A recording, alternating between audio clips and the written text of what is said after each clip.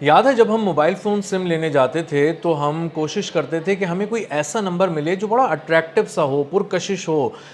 دیکھنے والے کو بہت اچھا لگے اور ہم جس کو دیں اس کو بھی بہت پسند آئے۔ تو ہم بہت سارے نمبرز میں سے وہ ایک نمبر تلاش کرنے کی کوشش کرتے تھے جو ایک جیسا ہو، ذرا اچھے نمبرز ہوں اور ہمیں بہت ہی پرکشش نظر آئے۔ جب ہمیں بعد میں اندازہ ہوا کہ اسے گولڈن نمبر کہتے ہیں، اور گولڈن نمبر لینے کے لیے سب لوگ لائن میں لگے ہوتے تھے اور چاہتے تھے کہ کسی طرح ہمیں گولڈن نمبر مل جائے۔ آج جب میں اسلام آباد میں سجی دنیا سفارتکاری کی سب سے بڑی میز کو دیکھتا ہوں تو آپ یقین کریں کہ مجھے وہی گولڈن نمبر یاد آ جاتا ہے کہ پاکستان اب ایک گولڈن نمبر بن چکا ہے۔ پاکستان ہاٹ فیوریٹ ہے۔ پاکستان سب کو چاہیے، سب اپنا تھوڑا تھوڑا ایفیلیشن پاکستان کے ساتھ جوڑنا چاہتے ہیں، بتانا چاہتے ہیں دنیا کو کہ میں بھی پاکستان کا دوست ہوں، مجھ سے بھی پاکستان کے تعلقات ہیں اور مجھ سے زیادہ قریب ہیں۔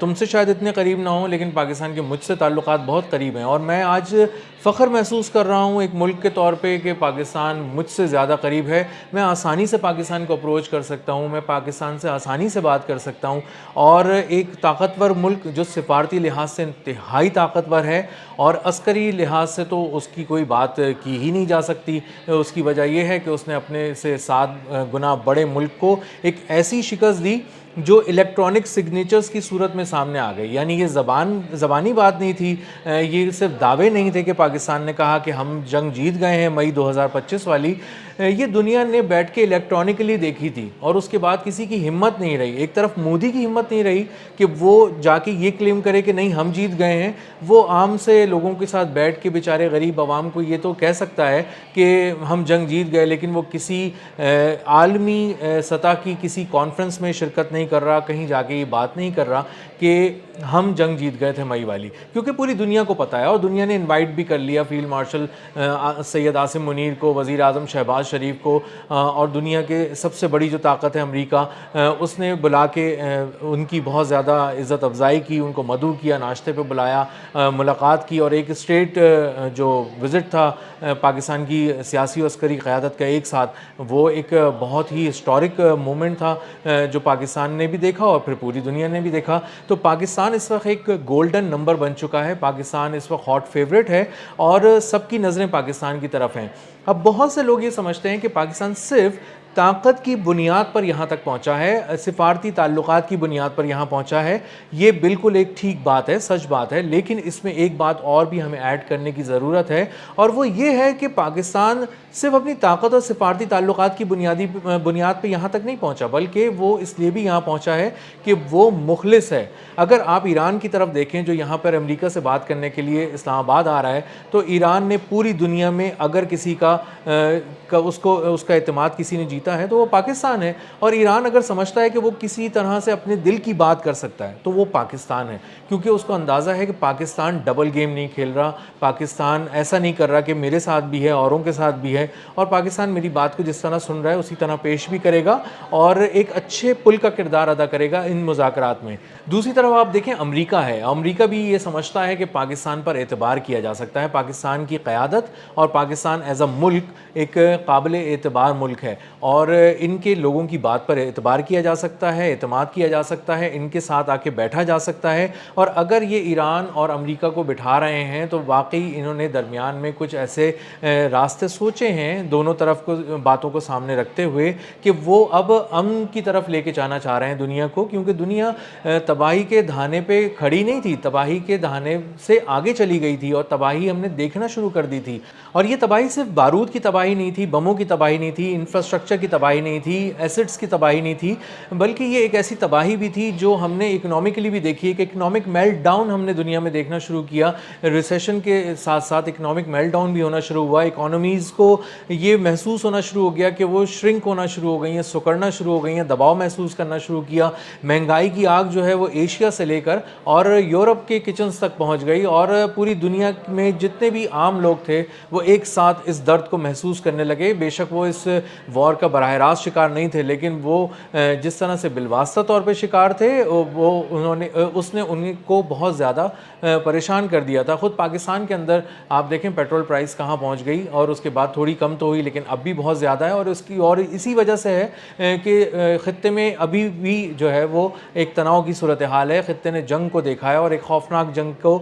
کے بادل پہلے آئے اور اس کے بعد وہ پوری طرح چھا گئے، اور اس کے بعد ہم نے ایک تباہی کی ایک بہت ہی بڑی داستان ہے جو ہم نے رقم ہوتی دیکھی. تو پاکستان اس وقت انتہائی حکمت عملی کے ساتھ، انتہائی تدبر کے ساتھ ایک ایسا کردار ادا کر رہا ہے پل کا جو دنیا میں ابھی تک کوئی ادا نہیں کر سکتا تھا. کسی ملک نے یہ ہمت نہیں کی. یورپ کی پوری سائٹ کو آپ اگر پھیلا کر دیکھیں تو کسی ملک نے، حالانکہ وہ لوگ دفاعی طور پہ بھی بہت طاقتور ہیں، وہ لوگ معاشی طور پہ بھی بہت طاقتور ہیں، لیکن کسی میں اتنی اہلیت نہیں تھی کہ وہ پاکستان کے سامنے آ کے کھڑا ہو اور اس طرح سے آ کے کہے کہ ہم آفر کرتے ہیں اپنی مذاکرات کی ٹیبل، آپ آئیں اور بیٹھیں. کیونکہ صرف مذاکرات کی ٹیبل نہیں آفر کرنی تھی، ایک طاقتور ملک کو سامنے آنا تھا بطور ثالث، اور پاکستان نے اس کو منوایا ہے پچھلے کچھ عرصے کے دوران، خاص طور پہ بہت منوایا ہے. اور اسی کے ساتھ انہیں ایک ایسا بھی ثالث چاہیے تھا دنیا کو جو دونوں کو بٹھا سکے، دونوں کی بات سن سکے، اور دونوں کو آمنے سامنے بٹھا کر جب بات کرے تو اس کی اپنی بات میں بھی وزن ہو. اور اگر وہ کچھ گارنٹیز اس کے سامنے طے ہو رہی ہوں، فریقین ایک دوسرے کو دے رہے ہوں، تو وہ جو تیسرا ملک ہے جو ثالث کے طور پر ہے، جو یہاں پر پاکستان ہے، وہ اس بات کو انشور کر سکے کہ واقعی اس ملک نے اس ملک کے ساتھ جو وعدہ کیا تھا وہ پورا بھی کیا، وفا بھی کیا، اور ہم یہاں پہ ایز اے گارنٹر بیٹھے ہیں، ہم دیکھ رہے ہیں چیزوں کو. تو پاکستان کا یہ جو قد ہے یہ انتہائی غیر معمولی ہے. یہ جو مومنٹ چل رہا ہے اس وقت جو اسلام آباد میں پاکستان وٹنس کر رہا ہے، پوری دنیا وٹنس کر رہی ہے، یہ انتہائی غیر معمولی، انتہائی تاریخی اور ایک ایسا لمحہ ہے جس کو، اور کچھ ایسے لمحات ہیں جس کو دنیا کی تاریخ میں اب لکھ دیا جائے گا. ہمیشہ یہ تازہ رہیں گے، ہمیشہ سنہری حروف سے پاکستان کا نام لکھا جاتا رہے گا کہ جب دنیا تباہی کے دہانے پر پہنچنے کے بعد ایک دوسرے سے لڑ رہی تھی اور بہت زیادہ تناؤ کی کیفیت تھی، پاکستان ایک ثالث کے طور پہ سامنے آیا. پاکستان نے اپنی ذمہ داری کو محسوس کیا. پاکستان وہ کردار ادا کر سکتا تھا دنیا میں ایک پل کا، جس نے یہاں پر لا کر دو طاقتوں کو بٹھایا اور کہا کہ آپ اگر لڑنا ہی چاہتے ہیں اور ہتھیار ہی استعمال کرنا چاہتے ہیں تو الفاظ کے ہتھیار استعمال کریں، بیانیے کا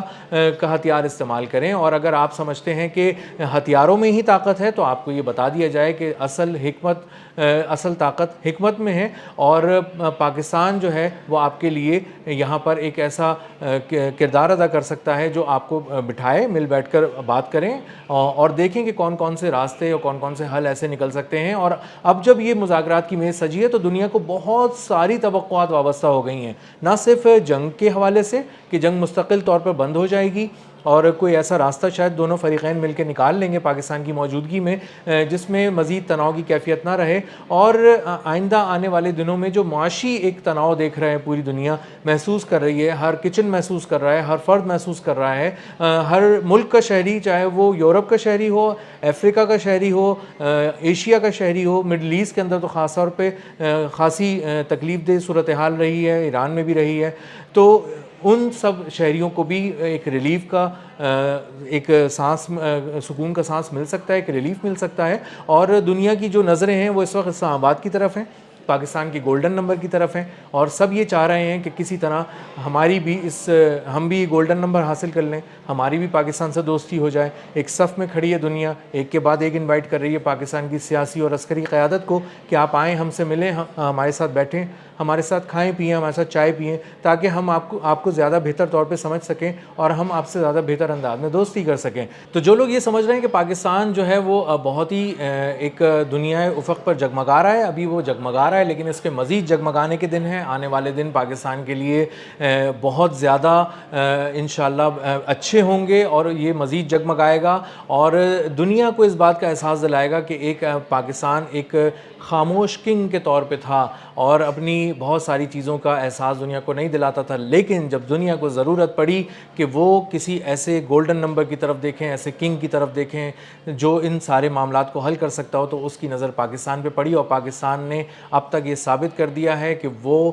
دنیا میں اگر کوئی بڑا تنازع ہو جائے تو اس کا حل پاکستان کی چوکھٹ سے ہو کر گزرتا ہے. یہیں پر آپ کو آ کے بیٹھنا پڑے گا, یہیں بات کرنی پڑے گی, اور ہم ایک ایسے ثالث ہیں جس پہ دنیا اعتبار کر سکتی ہے. ہم طاقتور تو ہیں لیکن ہم مخلص بھی ہیں, ہم قابل اعتبار ملک بھی ہیں, اور ہمارے ساتھ اگر آپ آ کے بیٹھیں گے تو ہم اس بات کو انشور کریں گے کہ آپ کے لیے ایسے کچھ حل نکالیں جو پہلے نہیں نکل پائے اور جو پہلے جنگ کی صورت میں سامنے آئے. پاکستان کا نمبر گولڈن ہے. پاکستان ایک ابھرتی ہوئی طاقت ہے اور اس کے ابھی شروعات کے دن ہیں, اس کو ابھی مزید ابھرنا ہے. اس کی کہانی ابھی ختم نہیں ہوئی, اس کی کہانی کو ایک جہد مسلسل کی زبان سے لکھا گیا ہے اور اس کو مزید بھی آگے جانا ہے. آنے والے دن انشاءاللہ پاکستان کے لیے بہت اچھے ہوں گے, اور سفارتکاری کی دنیا میں پاکستان نے جو اپنا نام کمایا ہے, آئندہ عالمی سفارتکاری میں پاکستان انشاءاللہ نمبر 1 پر ہوگا اور ٹاپ پہ ہی رہے گا.